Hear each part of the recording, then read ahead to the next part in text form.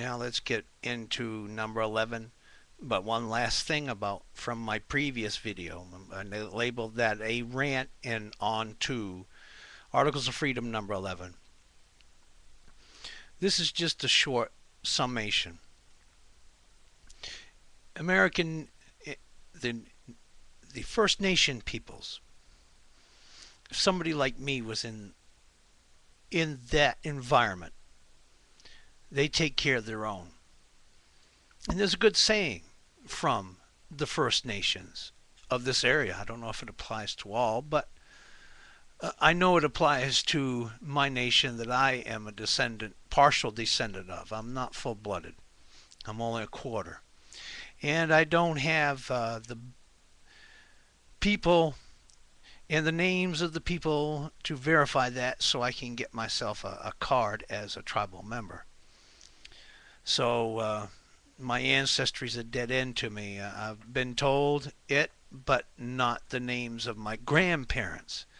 And that's who I need to get, as my mother was half native. So that by default makes me quarter.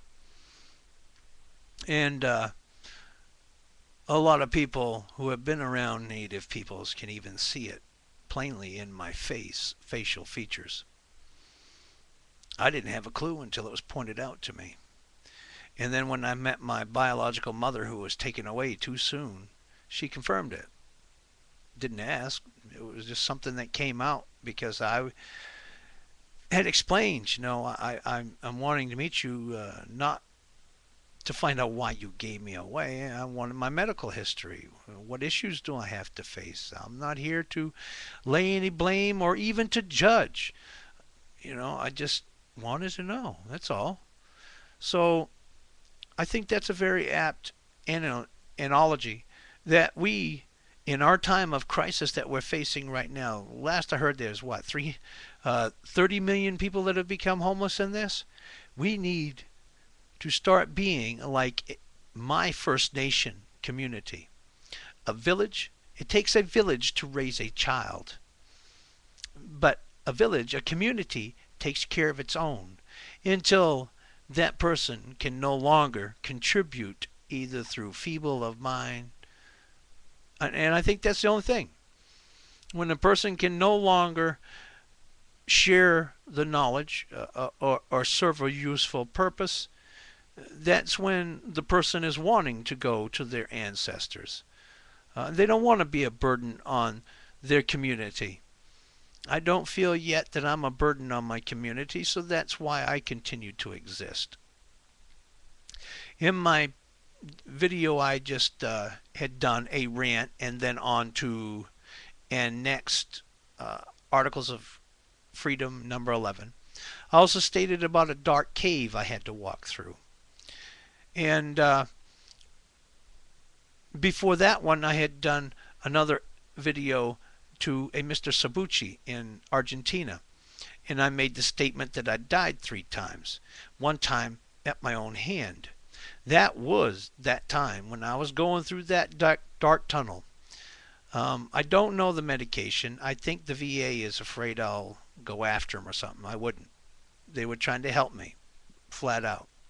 I would never sue this VA hospital for anything that they ever did for me. They were outstanding and above board.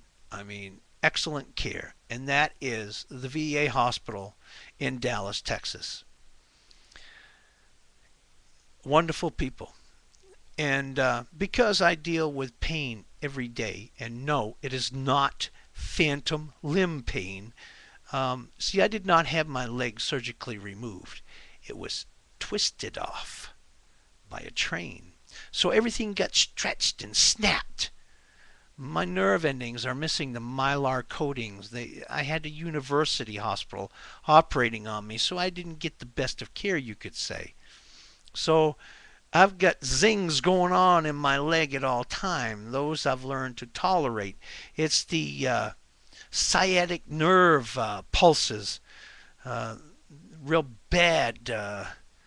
I don't know how to describe it to a person. Sciatic nerve pain is kind of hardcore. And when I have it for a prolonged period of time, the muscles in what's left of my leg get to spasming. They get to jumping around like there's something boiling underneath my skin. That's my muscles actually going into spaz attack.